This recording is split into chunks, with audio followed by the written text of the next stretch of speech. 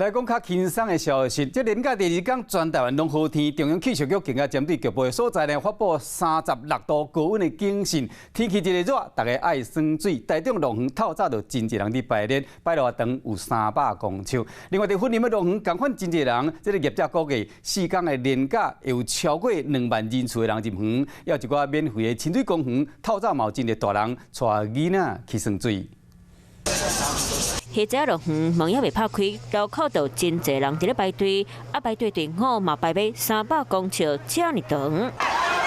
这个开园真侪民众随用走的，赶紧去换收水衫。这是台中著名的落园水上设施，是客满真侪人。业者搁斗打5日节少年赛假期，特别举办人体白龙船比赛。新北消防啊，刚好放假，然后就想说来玩一下水。 然后就刚好又有人问我们参加要不要参加比赛，然后就来参加。我们预计4天连假可以吸引超过20万的观光人潮。天气是热逼逼，不管是大人或者是囡仔，大家耍水拢耍个不只欢喜。还那伫咧粉林乐园，赶快嘛意味来真侪游客。年假大家都一起来玩水啊！对，哦，小朋友很期待。去年7、8月就开。 就在等了啦哦。对。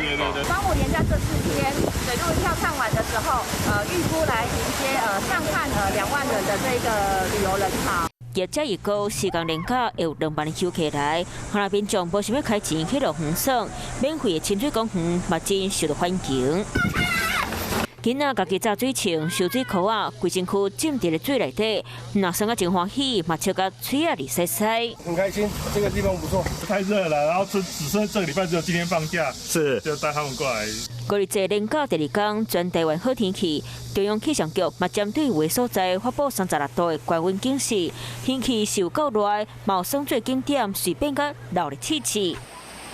嗨，我是庄宇杰。想要看到更多的新闻内容吗？赶快订阅华视新闻的 YouTube 频道，并且开启小铃铛，跟着宇杰一起看新闻吧。